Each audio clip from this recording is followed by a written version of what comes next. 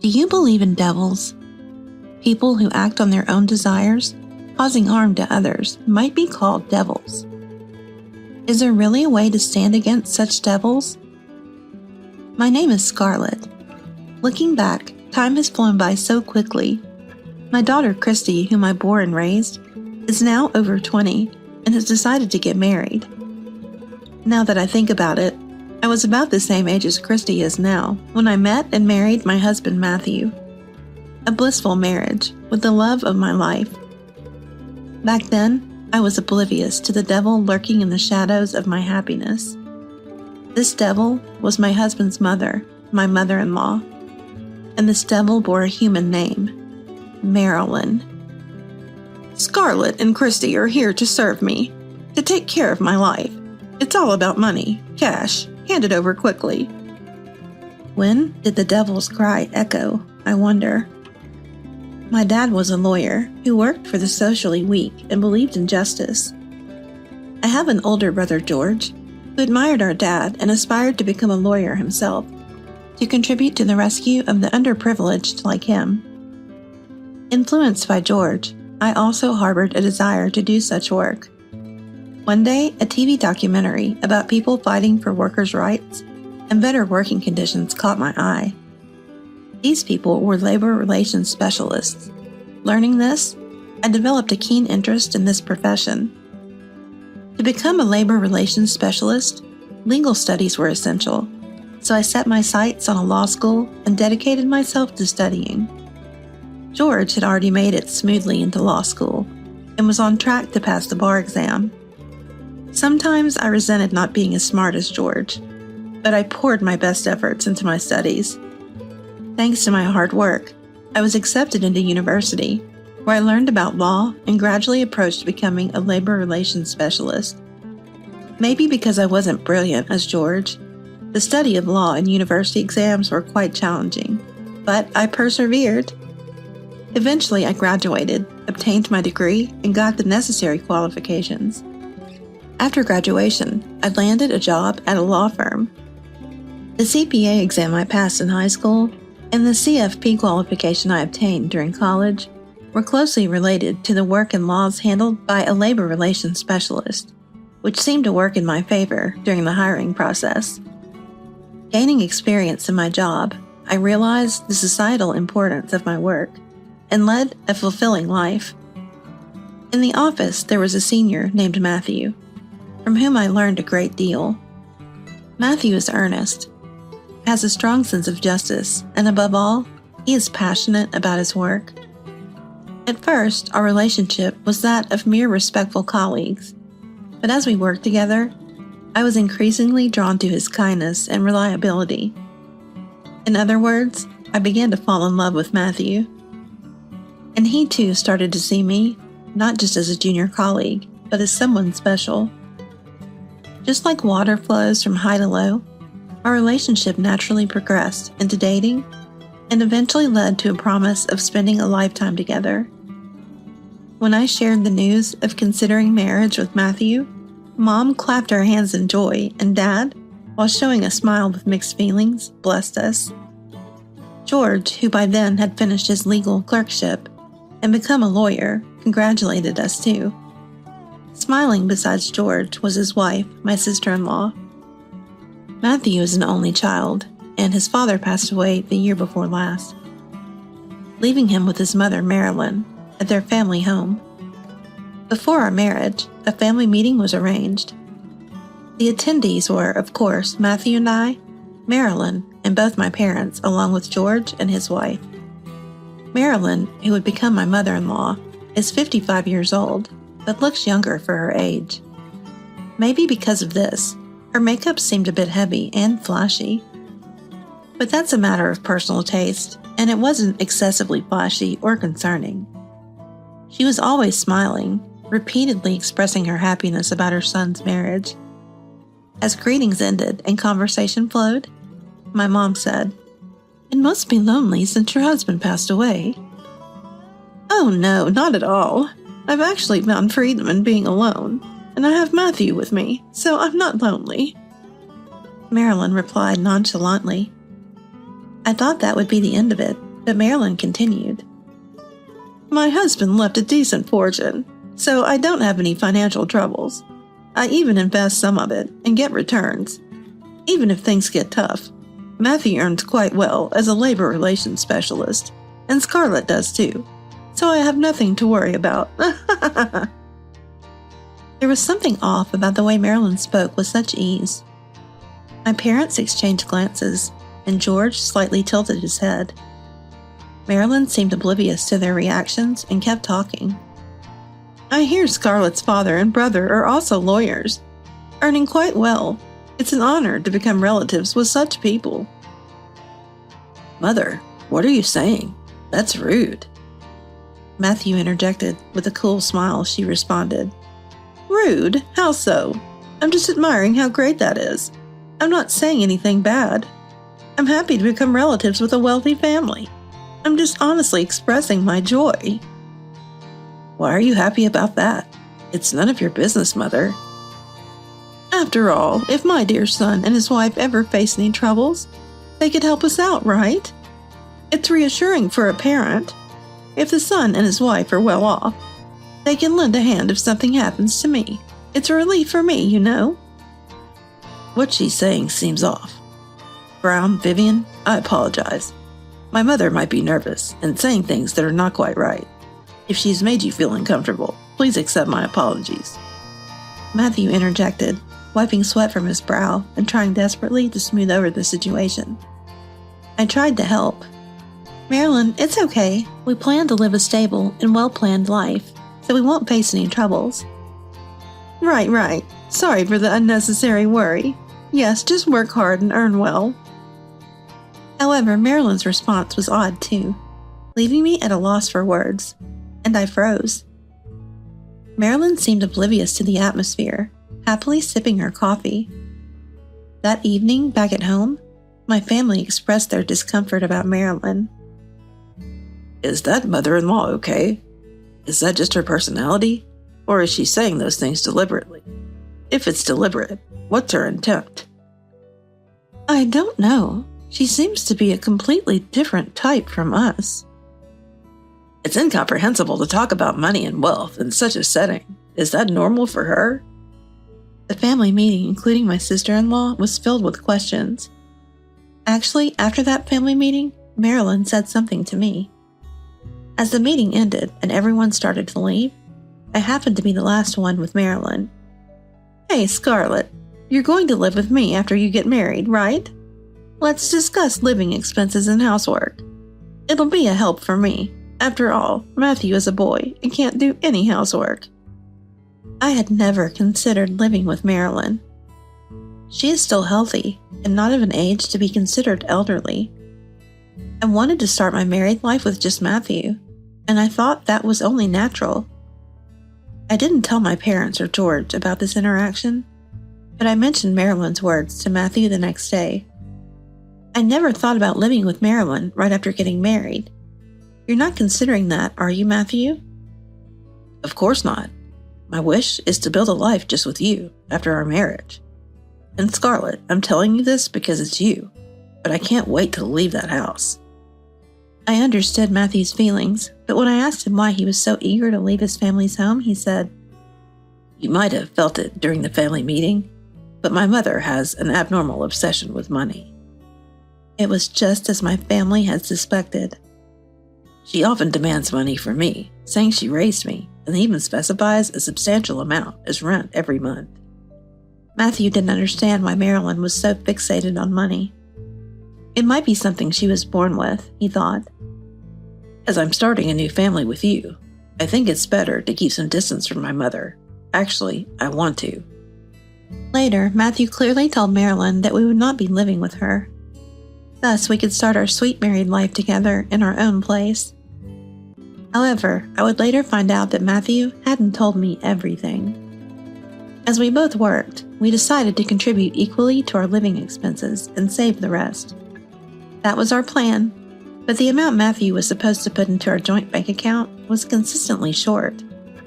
When I asked him about it, his answer was shocking.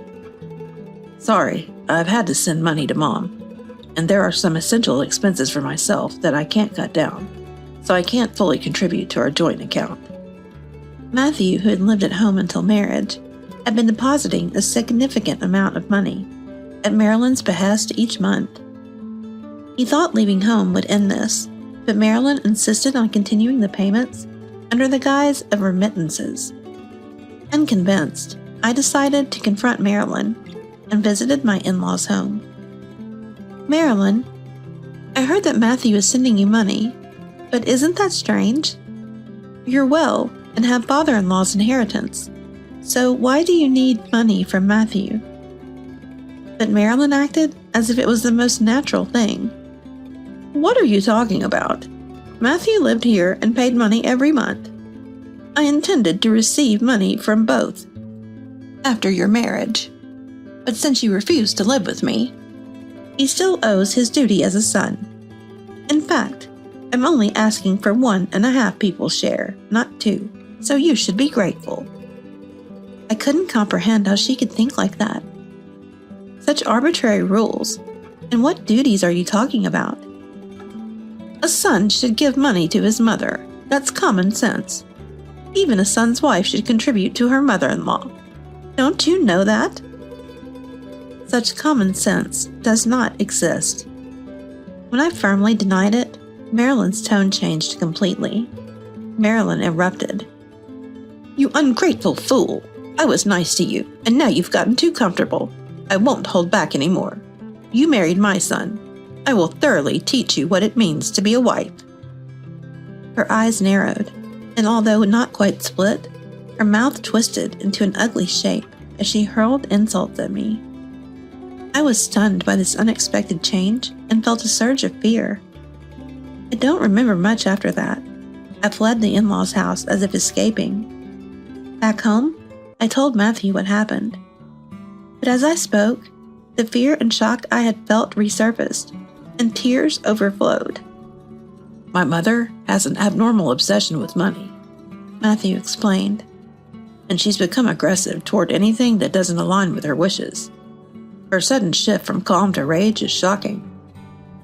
Matthew said that from now on, he would handle things, and that I should avoid Marilyn as much as possible.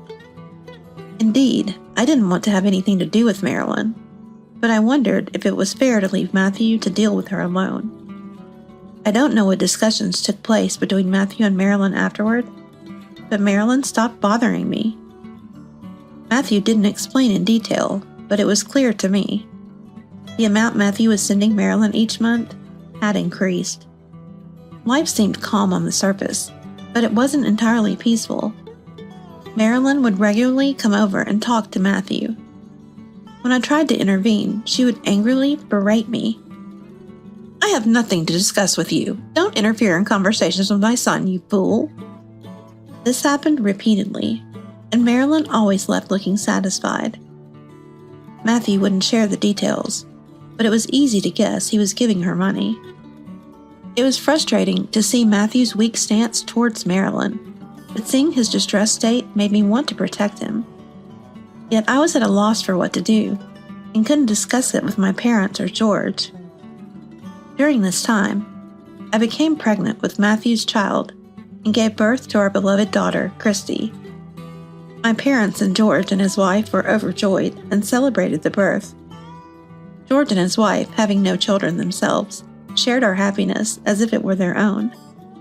Marilyn, too, was thrilled about her first grandchild, but for entirely different reasons.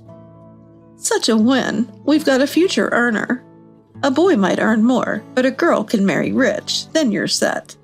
You'll get a hefty celebration gift from Scarlett's family, right? That's like a windfall. Lucky us!" Marilyn only saw her grandchild as a means to gain money. "Hey, give me the celebration gift money. It's a happy occasion after all." Marilyn, for some reason, started to demand money from us after we had our child. "What do you mean?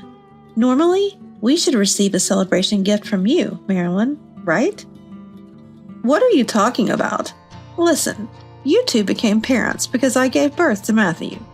It's because of me that this celebration event happened. So, I should be the one to receive the celebration gift. Don't you understand? Or are you just stupid?" She spouted this nonsensical logic with a detestable face and then proceeded to extort money from us. There are too many episodes with Marilyn to narrate them all here. Even as our family suffered under Marilyn's manipulation, our daughter Christy grew up healthy. Having been subjected to Marilyn's influence since she was young, Christy deeply detested her. Our life could have been happy with just the three of us, excluding Marilyn. However, when Christy was 13, tragedy struck our family. Matthew had to undergo a re-examination after a health check, which revealed a significantly advanced malignancy. He passed away after just 3 months of battling the disease.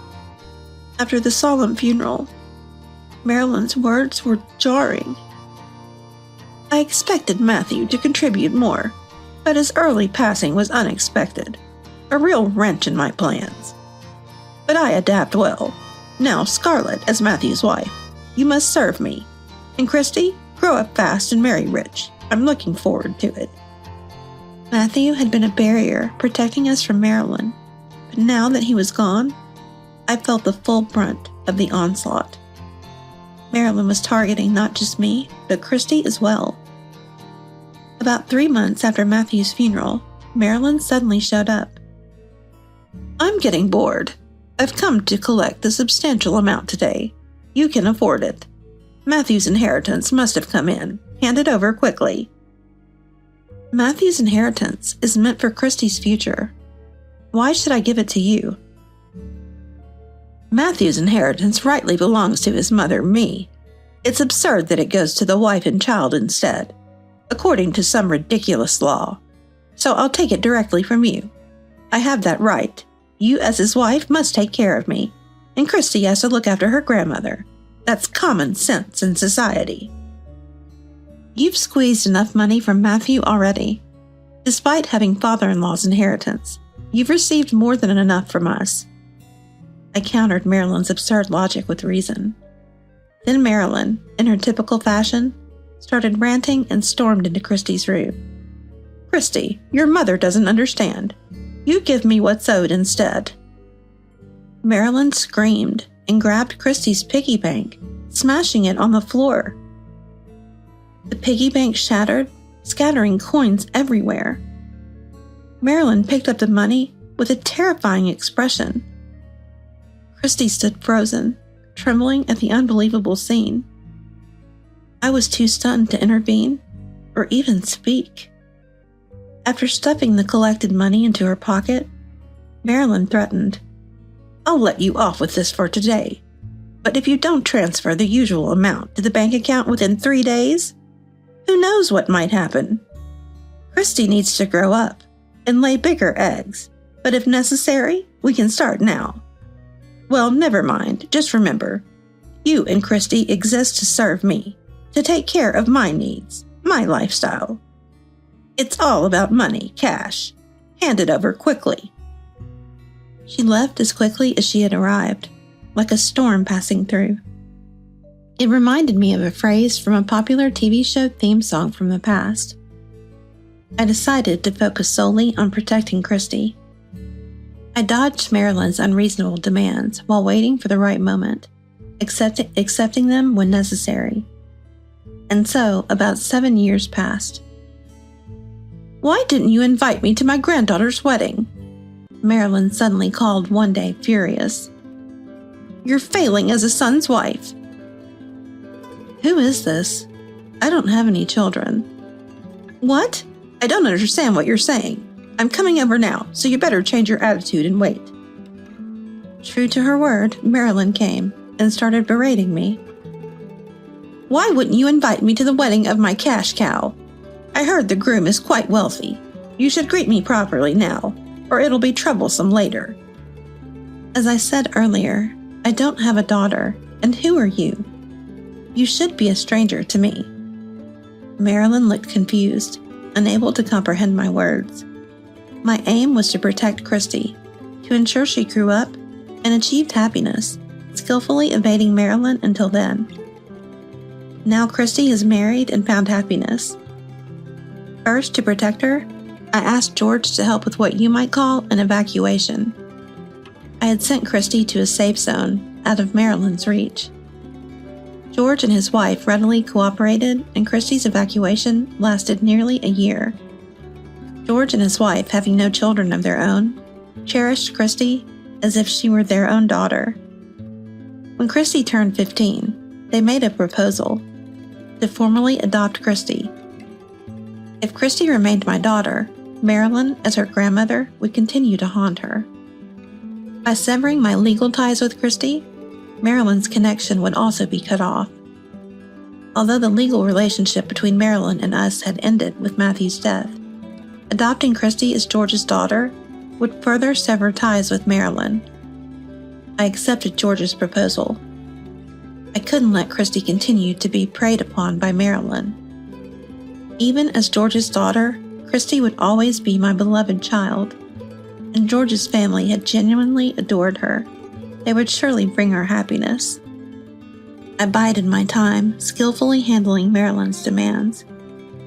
Christy's marriage marked a turning point. As planned, we didn't invite Marilyn to the wedding. We treated her as non-existent, cleanly cutting off all ties.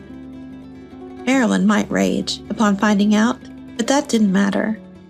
She seemed to understand that my connection with Christy had been severed. "How dare you do such a ridiculous thing?" Marilyn shouted in anger, but another voice echoed back. "You've caused enough suffering for Scarlett and Christy. You'll pay for it." I had called George before Marilyn arrived. There is a duty to care for parents and their financial needs in the family, but only if they are truly in need. Marilyn, our mother-in-law, was not in financial distress. She had been extorting money for her own pleasures. We had recorded nearly all of Marilyn's abusive language and unreasonable demands. We would use this as evidence for a damage claim. Let me reiterate, George is a lawyer. So was Dad. Marilyn had no chance of winning. "I don't have any money because I failed in investments. That's why I was relying on you and Christy." Not only had Marilyn failed in investments, but she had also been gambling and was in debt. Initial success in both investments and gambling led to her downfall, and she kept losing thereafter. Beginner's luck can be terrifying indeed. With debts and an impending lawsuit, Marilyn's prospects for a decent life were grim. There stood a pitiable, weeping old woman. I felt liberated from the devil, light and free.